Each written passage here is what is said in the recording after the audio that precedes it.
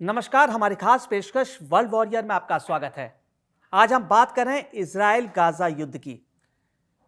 युद्ध विराम हो चुका है, लेकिन गाजा में एक्चुअल शांति नहीं लौटी है। पिछले 5 दिनों से लगातार इजराइल की सेना की तरफ से बमबारी हो रही है। 150 से ज्यादा लोगों की मौत हो चुकी है, जिसमें 50 से ज्यादा मासूम बच्चे हैं, मासूम बच्चे। लेकिन इन हमलों के बावजूद जो खंडर भी तब्दील हो चुका है, 80% से ज्यादा इमारतें खंडर में तब्दील हो चुकी है गाजा की। नर्क से भी जो भयावह जिंदगी होती है वो जी रहे हैं। एक कैंप में पूरा गाजा बसा हुआ है। लेकिन इस तमाम भयावह और तबाही की तस्वीरों के बीच एक उम्मीद की किरण लौटी है गाजा में। आज उसी मुद्दे पर बातचीत करने जा रहे हैं। 2 साल की लंबी और भयावह जंग के बाद गाजा में बच्चे फिर से स्कूल लौट रहे हैं। एक अच्छी शुरुआत है। इसी मुद्दे पर बातचीत करने के लिए हमारे सहयोगी आयुष हैं।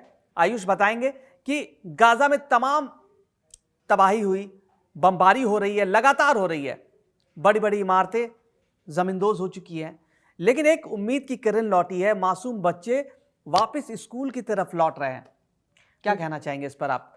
वैसे ये मतलब लगातार 2 साल से जो बमबारी चल रही है उसके बीच में एक थोड़ी सी जो खुशी एक होती है ना कि इंसान बड़े से बड़ी विपत्ति को भी एक उम्मीद के सहारे जो है पार कर लेता है। तो ये बस वही उम्मीद है जो इस समय दिखाई दी है। लेकिन अब सवाल ये उठता है कि ये उम्मीद मतलब क्या केवल दिखाने के लिए है या असल में ये काम कर पाएगी, मतलब कितने दिन तक?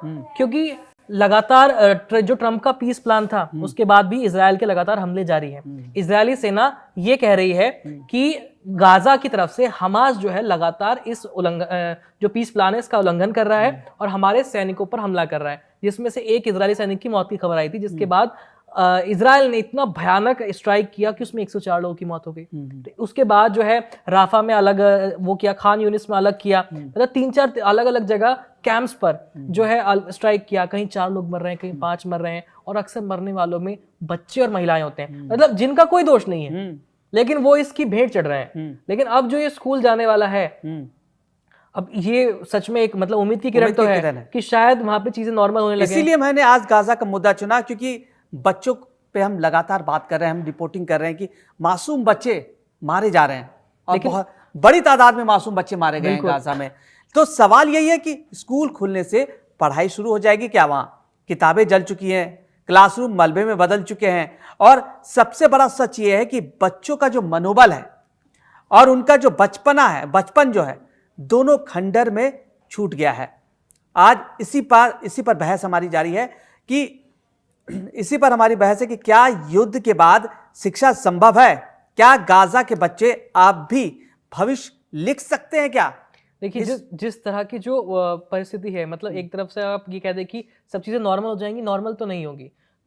युद्ध का जो है डर हमेशा बना रहेगा। लेकिन सबसे बड़ी बात तो ये है कि वहां पर अभी भुखमरी की कंडीशन बहुत ज्यादा है। अभी मैं कुछ विजुअल चेक कर रहा था और वो इस तरह के विजुअल हैं, मैं माफी चाहता हूँ दर्शकों को कि हम दिखा नहीं सकते। उसमें आप जस्ट इमेजिन कीजिए कि एक 5 साल का बच्चा, छोटा सा कितना होता है एक 5 साल का बच्चा, वो 5 साल का बच्चा, उसके शरीर पे मांस नहीं है, केवल हड्डियां हैं, और आपको लग नहीं रहा है कि वो इंसान का बच्चा है। उसकी इतनी गंभीर, इतनी ऐसी हालत हो गई है। वहां लोग, उनके पास खाना नहीं है, वो आटे को पानी में घोल करके पी रहे हैं, ऐसी स्थिति है। मतलब एक खाने की जो रिलीफ वैन है वो जाती है तो ऐसी भीड़ टूट पड़ती है और खाने के पैकेट जो है वो छिन जाते हैं। लोगों की आंख फूट रही है, सिर फूट रहे हैं। क्यों? क्योंकि वहां पे खाना इतना नहीं है। खाना मतलब रिलीफ पहुंच रहा है समय समय पर, उसमें भी बीच में इजराइल हमला कर देता है तो रिलीफ जो है रुक जाता है। रिलीफ कहाँ पहुंच रहा है?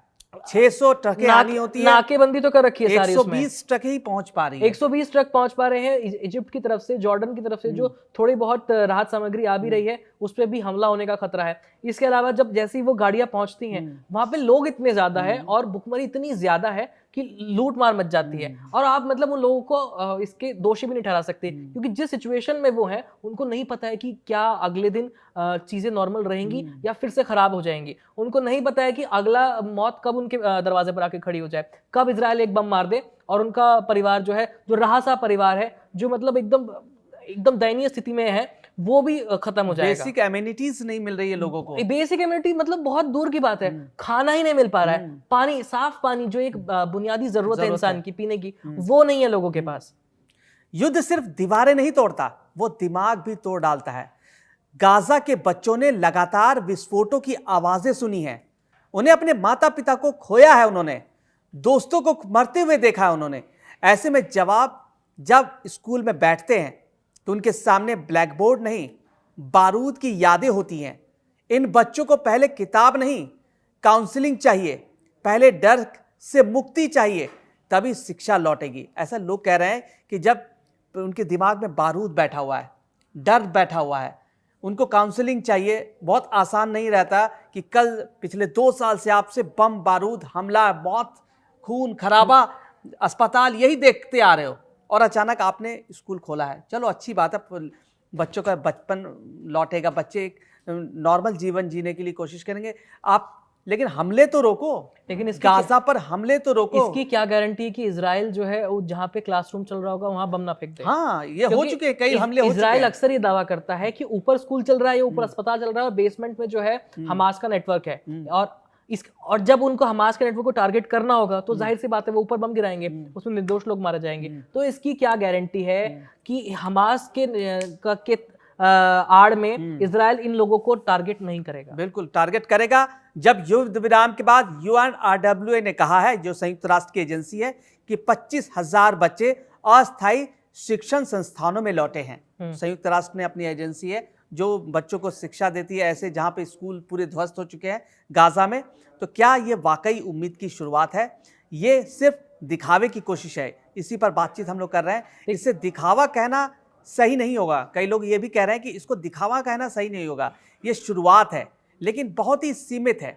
गाजा में करीब 3 लाख बच्चे ऑनलाइन क्लास से जुड़ने वाले हैं, लेकिन बिजली, इंटरनेट और किताबों की जो भारी कमी है और इस कोशिश को लगभग ठप कर रखा है। सिर्फ 145 ट्रक प्रतिदिन मदद के लिए गाजा पहुंच रहे हैं, जबकि जरूरत कितनी है? 600 ट्रकों की जरूरत है। यानी शिक्षा का ये पुनर्जागरण अभी भी युद्ध के मलबे में फंसा हुआ है। क्या कहेंगे? मतलब हर तरह से स्थिति तो खराब ही है ना वहाँ पे कोई ऐसी जगह है जहाँ बच्चों को बैठा करके पढ़ा सकें। आपके पास क्या पढ़ाने की क्या सामग्री है? सब कुछ तो जल चुका है। उन बच्चों ने अपने माँ बाप को खो दिया है, अपने दोस्तों को खो दिया है।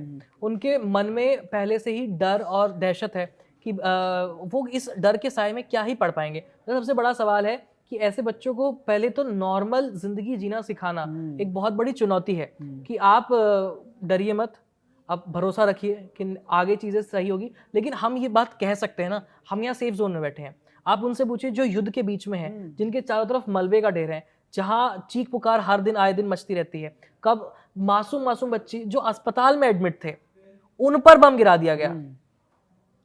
ये कहा जा रहा है कि उनके जो परिजन हैं, जो गाजा में जो पीड़ित लोग हैं, जिनके बच्चे हैं, वो खुद कह रहे हैं कि ये एक अच्छी शुरुआत है, लेकिन उनके बच्चे का जो दिनचर्या था ना, वो सुबह उठना, भोजन की तलाश में निकल जाना, एक खाना बदोश जैसा जीवन वो लोग जी रहे हैं इस वक्त। मतलब ये जो पूरा घटनाक्रम हुआ है ना, इसने गाजा और गाजा के लोगों को 50 साल पीछे धकेल दिया। 50 साल से भी ज्यादा हो स्थिति, बहुत भयावह स्थिति है। युद्ध का एक पक्ष कहता है कि सुरक्षा जरूरी है, लेकिन क्या किसी भी सुरक्षा की कीमत बच्चों का भविष्य हो सकता है क्या? युद्ध कभी भी समाधान नहीं होता, लेकिन जब रॉकेट आतंकी ठिकानों से निकलते हैं और जवाबी कार्रवाई होती है तो सबसे पहले निशाना कौन बनता है? वो मासूम बच्चे होते हैं। तो सवाल यह है कि क्या स्कूल, अस्पताल, शेल्टर आतंकियों की ढाल तो नहीं बन गए हैं? अगर ऐसा है तो जिम्मेदारी सिर्फ एक पक्ष की नहीं है, लेकिन अब जब धूल बैठ गई है, दोनों पक्ष मिलकर शिक्षा के लिए सीजफायर बनाना चाहिए। दोनों पक्षों को बैठकर, मतलब इजराइल, गाजा और जो दोनों पक्ष को, मुझे तो और किताबें, मैं तो ये कहना चाहूंगा कि इजराइल को ना थोड़ा सा इंसानियत के तहत आकर के इन बच्चों के लिए थोड़ा सा हेल्प भेजनी चाहिए। मतलब इजराइल के हमलों में इन बच्चों का भविष्य उजड़ गया है, तो इजराइल को थोड़ा सा किताबें, कुछ दवाइयाँ, बच्चों के लिए खाने पीने की सामग्री, ये चीजें भेजनी चाहिए। थोड़ा सा अपनी जो अंतरात्मा है उसको साफ करना चाहिए इजराइल को। मेरा तो ये मानना है कि इजराइल को ही थोड़ी सी पहल करनी चाहिए, ताकि लोगों को लगे कि इजराइल वाकई जो है केवल टेररिज्म के खिलाफ एक्शन कर रहा है, वहाँ के मासूम लोगों को नहीं है, और उन लोगों को भरोसा है। और अगर ऐसा होगा तो हमास के प्रति लोगों की जो भावनाएं हैं वो बदलेंगी, और इजराइल इसमें अपना पूर्ण जो है कदम उठा सकता है। ये नेतन्याहू को करना चाहिए, ये चीजें उनको मदद करनी चाहिए गाजा के लोगों की, क्योंकि गाजा के लोग की कोई गलती नहीं है। कुछ अपने राजनीतिक पैठ को ऊपर रखने के लिए, अपने राजनीतिक वर्चस्व को ऊपर रखने के लिए वो गाजा के लोगों का इस्तेमाल किया जा रहा है। इस मुद्दे पर आज इतना ही। वर्ल्ड वॉरियर में अब बस इतना ही। दुनिया की पल पल की अपडेट हम आपको देते हैं।